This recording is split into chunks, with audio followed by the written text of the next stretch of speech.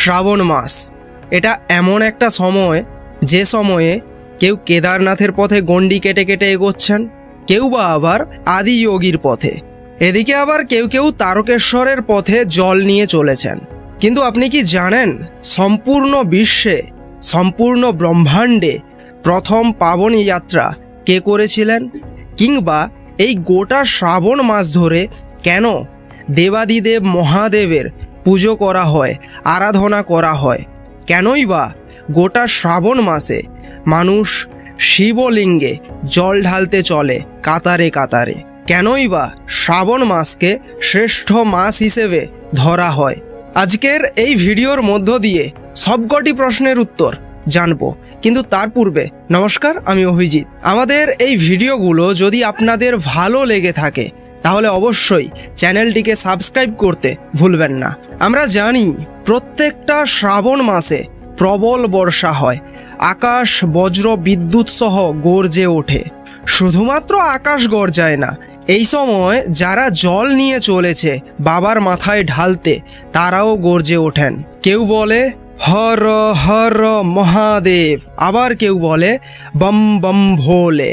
শ্রাবণ মাসে যে কেবল আকাশ কিংবা ভক্তরাই গর্জে ওঠে তা নয়, শ্রাবণ মাসে এই বিশ্ব ব্রহ্মাণ্ডের প্রত্যেকটা জীব আনন্দে খুশিতে চিৎকার করে ওঠে, গর্জে ওঠে ভক্তির সহিত। কারা কারা চিৎকার করে? সমস্ত অসুরেরা, সমস্ত দেবতা, সমস্ত মানুষ, সমস্ত পশু পাখি, সবাই। কারণ শিব কেবলমাত্র মানুষ কিংবা দেবতার নয়, তিনি সব্বার। তাই এই শ্রাবণ মাসে সবাই যেন আনন্দে উৎফুল্লে নেচে ওঠে, চিৎকার করে ওঠে। সেই সঙ্গে এই শ্রাবণ মাসকে আর প্রত্যেকটা মাসের থেকে শ্রেষ্ঠ মনে করা হয়েছে। সর্বপ্রথম আমাদের সকলকে এটা জানতে হবে শ্রাবণ মাসের এই শ্রাবণ শব্দটি এসেছে কোথা থেকে। আসলে শ্রাবণ এই শব্দটি সংস্কৃত শব্দ, যার অর্থ হলো শোনা, অর্থাৎ কানে শোনা। তাহলে শ্রাবণ শব্দটি শোনার থেকে এসেছে। কিন্তু এরকমটা কেন?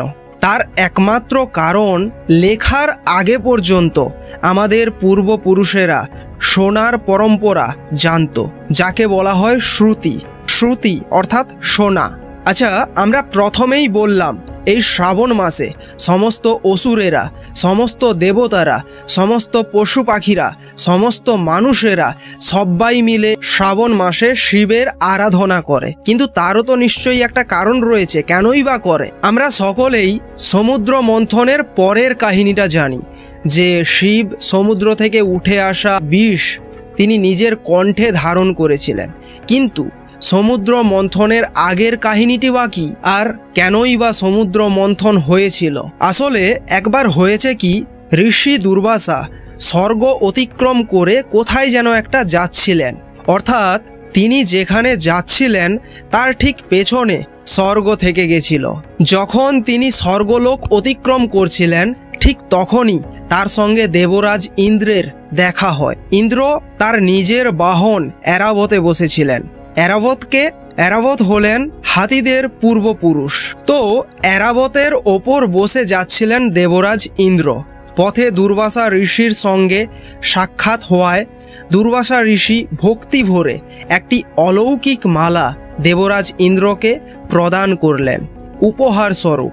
এইবার এখন দেবরাজ ইন্দ্র ঋষি দুর্বাসার থেকে সেই মালাটি তো নিলেন, কিন্তু সেই মালাটি নিজের গলায় না ধারণ করে তিনি তার বাহন এরাবতের গলায়, অর্থাৎ হাতির গলায় সেই মালাটি পরিয়ে দিলেন। এইবার ওই মালাটি ছিল অলৌকিক, সঙ্গে সেই মালাটি ফুলে ভর্তি ছিল, বিভিন্ন সুগন্ধ ফুলে, যার ফলে ওই ফুলের সুগন্ধর জন্যেই ওই ফুলের কাছাকাছি বহু মৌমাছি আসতে শুরু করলো। এবার এদিকে মালাটি তো এরাবতের গলায় পরানো ছিল, আর ওই মৌমাছির ফলে এরাবত খুব রেগে যায়। তখন এরাবত নিজের সুর দিয়ে ওই অলৌকিক মালাটি খুলে ফেলে দেয় মাটিতে এবং ওই মালাটিকে মারিয়ে সামনে এগিয়ে যায়। আর এই ঘটনা দেখার পর ঋষি দুর্বাসা তিনি তো খুব রেগে যান, কারণ তিনি যে মালাটি দেবরাজ ইন্দ্রকে উপহার স্বরূপ দিয়েছিলেন, আসলে সেই মালাটি শিব এবং দুর্গার থেকে পেয়েছিলেন ওই ঋষি দুর্বাসা। তখন ঋষি দুর্বাসা তিনি তো খুব রেগে যান এবং রেগে গিয়ে তিনি দেবরাজ ইন্দ্রকে অভিশাপ দেন। শুধু দেবরাজ ইন্দ্র নয়, সমস্ত দেবতাদেরকে অভিশাপ দেন যে আজ থেকে সমস্ত দেবতাদের শক্তি এবং ক্ষমতা ক্ষয় হতে থাকবে। ঠিক তারপর তার কথা মতো ধীরে ধীরে যখন সময় পেরোলো, সমস্ত দেবতাদের শক্তি কমতে শুরু করলো। আর এই ঘটনা একটা বিরাট সমস্যার আকার নিল, কারণ দেবতাদের শক্তি কমছে। এই ঘটনার কথা যখন অসুরদের কানে গিয়ে পৌঁছাবে, অসুরদের মধ্যে গিয়ে যখন এই খবর পৌঁছাবে, তখন অসুরেরা তো স্বর্গলোক দখল করার জন্যে আক্রমণ করবেই এবং তারা স্বর্গলোক দখল নেওয়ারও চেষ্টা করবে। আর এই কথাটা ভেবেই দেবতাদের মনের মধ্যেও ভয় আসতে শুরু করলো। তখন তারা এটা ভাবতে শুরু করলো, এরকমটা যদি হতে থাকে তাহলে তো একসময় তারা অসুরদের শক্তির কাছে পরাজিত হয়ে যেতে পারে। ঠিক সেই মুহূর্তে তারা একটাই কথা ভাবলো, যদি অসুরদের কাছ থেকে তাদেরকে জিততে হয়, যদি অসুরদেরকে হারাতে হয়, তাহলে তাদের নিজেদের শক্তি ফিরে পেতে হবে। এইবার স্বর্গলোকে দেবতারা যখনই কোনো সমস্যায় পড়েন, তখনই তারা এই তিনজনের কাছে গিয়ে উপস্থিত হন, হয় ব্রহ্মা, না হলে বিষ্ণু, না হলে মহেশ। এইবার সমস্ত দেবতারা কোথায় গিয়ে পৌঁছেছিল? বিষ্ণু ভগবানের কাছে। সেখানে পৌঁছে সবাই সাহায্য চাইল। তখন শ্রী বিষ্ণু তাদের বললেন, আপনাদের সমস্ত শক্তি পুনরায় ফিরে আসবে, কিন্তু আপনাদের একটি মন্থন করতে হবে। আর ওই মন্থনটিই ছিল সমুদ্র মন্থন। তাহলে আপনারা সকলে বুঝতে পারলেন কেনই বা সমুদ্র মন্থন হয়েছিল। এইবার অনেকের মনে এটা প্রশ্ন জাগতে পারে যে এই কাহিনীটি আমি কেনই বা আপনাদের বলছি। এই কাহিনীটি আপনাদের বললাম কারণ এই কাহিনীটি সরাসরি শ্রাবণ মাসের সঙ্গে যুক্ত রয়েছে। কিভাবে যুক্ত রয়েছে এইবার সেটাই আলোচনা করব। আচ্ছা, এখানে আরও একটা কথা বলে রাখি, সমুদ্র মন্থন কেবলমাত্র দেবতাদের দ্বারা সম্পন্ন হয়নি, এখানে অসুরদের প্রয়োজন পড়েছিল। কারণ ওই সময় দেবতাদের এতখানিও শক্তি ছিল না যে তারা নিজেরাই ওই কাজটা সম্পন্ন করতে পারেন। সমুদ্র মন্থন থেকে যে সমস্ত জিনিসগুলো বেরোবে সেগুলোর দ্বারাই একমাত্র দেবতারা তাদের নিজেদের শক্তি ফিরে পেতে পারেন।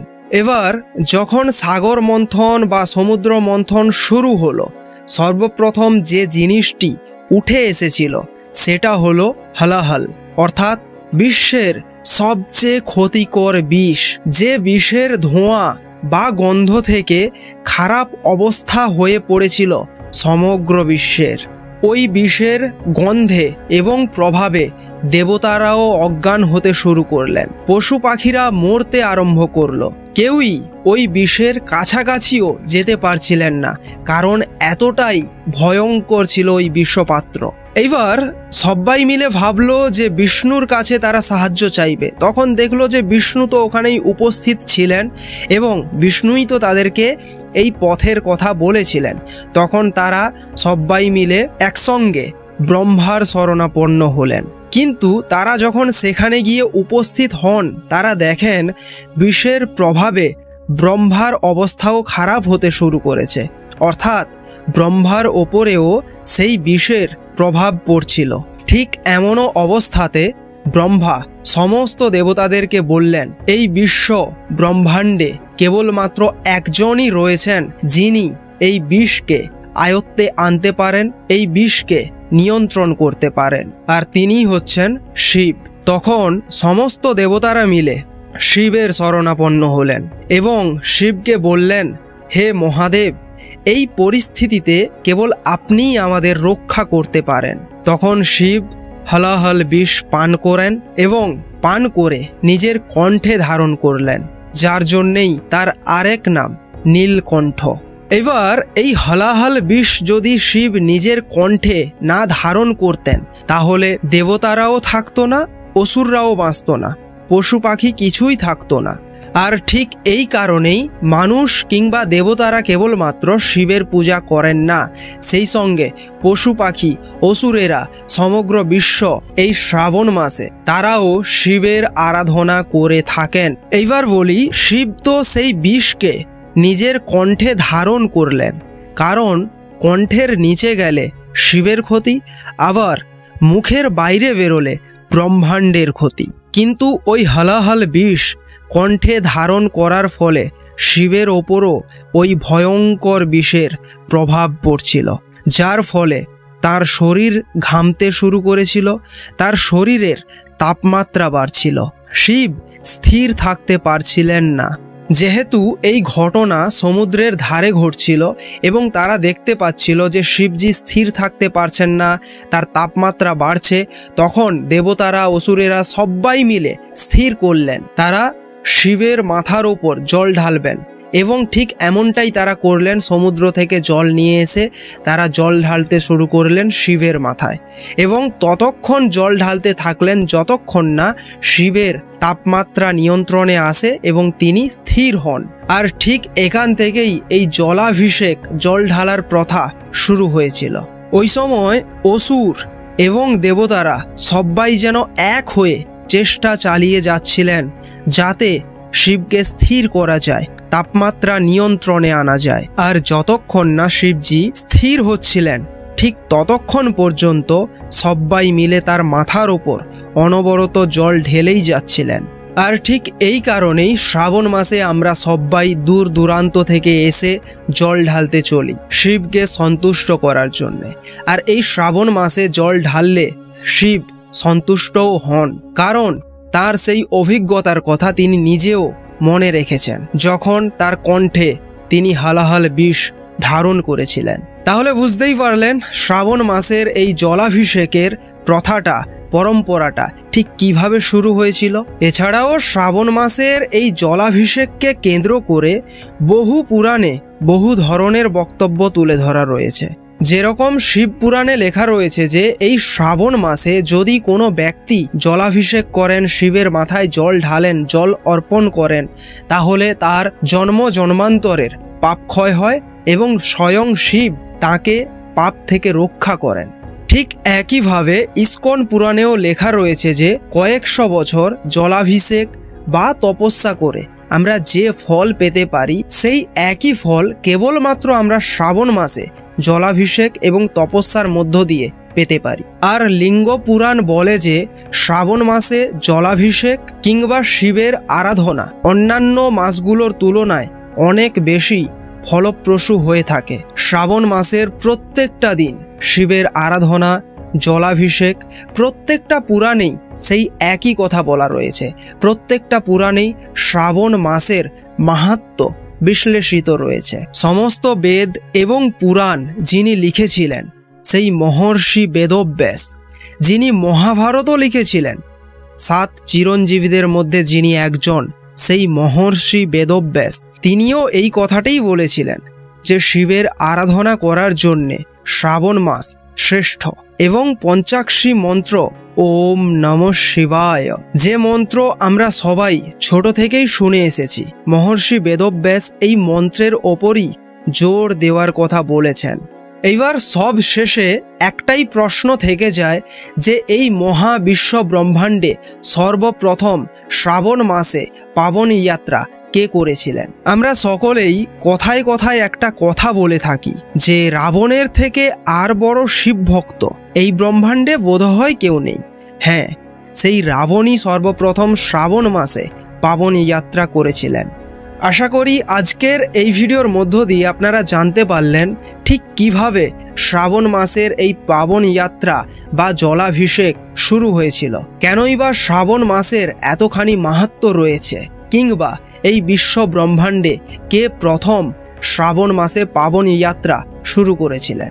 আজকের এই ভিডিওর মধ্য দিয়ে যদি আপনারা নতুন কিছু শিখতে পারলেন, জানতে পারলেন, তাহলে অবশ্যই আমাদের এই চ্যানেলটিকে সাবস্ক্রাইব করতে ভুলবেন না। সেই সঙ্গে আমাদের এই ভিডিও যদি আপনাদের ভালো লেগে থাকে তাহলে ভিডিওটাকে অবশ্যই একটা লাইক করবেন, শেয়ার করবেন। আর শ্রাবণ মাসের পাবনী যাত্রা কিংবা জলাভিষেক সম্পর্কে আপনার কি ওপিনিয়ন, কি মতামত অবশ্যই কমেন্টের মধ্য দিয়ে জানাবেন। ধন্যবাদ।